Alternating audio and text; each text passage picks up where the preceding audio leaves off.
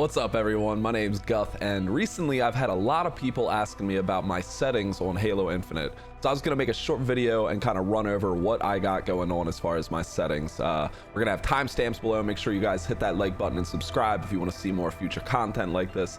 Appreciate y'all. So to start this off, guys, I do play controller on PC. We're gonna jump right into the settings. We're gonna start off with our controller. Button layout, I run bumper jumper. This is something that's kind of been ingrained in me since Halo 3 and Halo 2.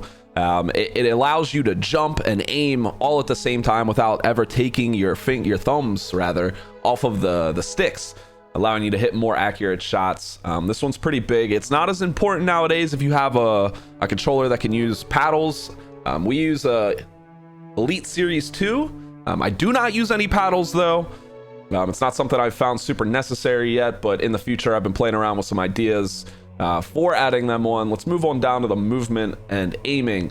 All of these are unchecked except hold to crouch. I think standard when you first load up Halo Infinite, this is going to be unchecked.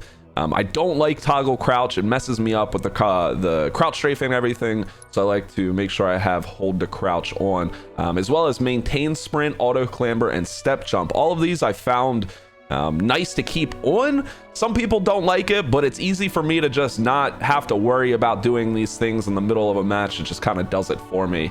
Let's get down to the sensitivity. I know everybody likes the sensitivity settings.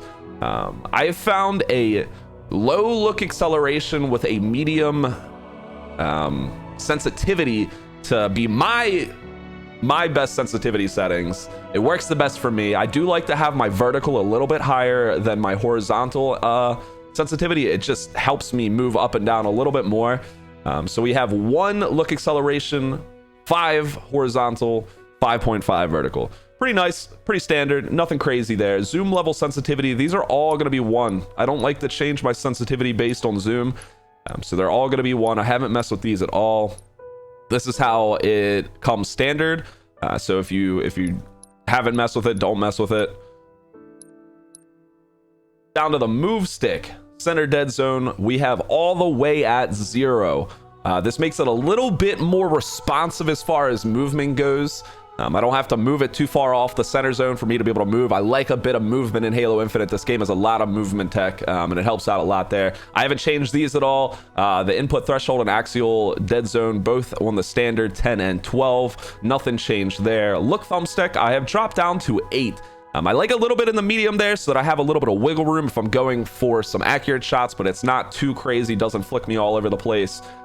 Input threshold up just a little bit to 12, and the axial dead zone at 12 as well, which is standard.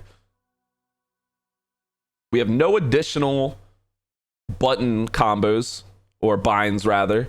I actually have drop weapon unbound, but this is something that I'm going to change in the future. As there's kind of a meta that we're going to make a video about the drop weapon, Mangler 2-shot drop weapon, or plasma pistol drop weapon. We'll link to that in another video.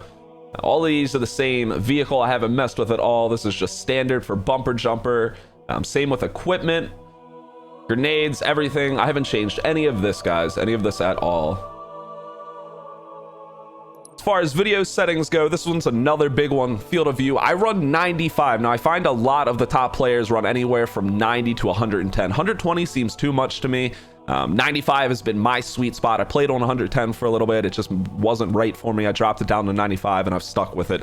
It's done me a great job there. I do run a 2070 Super. I don't get any crazy settings. I have my maximum frame rate set to 44, no minimum frame rate, VSync off. Quality preset is custom, any aliasing on low, and the rest is going to be on medium here, chat. I don't really mess too much with the settings. I think the medium has been a nice medium ground for me. I don't have to worry about getting too low of frames, and I don't have to worry about it looking like a potato. I do have all of the sensory things turned off: blur, screen shake, exposure, full screen effects. All of these are set to 0. I do also have speed lines off. I just find these things to be a little bit distracting in the middle of a gunfight. I don't like my screen shake, and I don't like no weird blur or anything like that. Sharpening is at 60. That's the standard. Some people mess with this. I find 60 to be perfect for me. Nothing crazy there. Audio, nothing has changed. This is all just...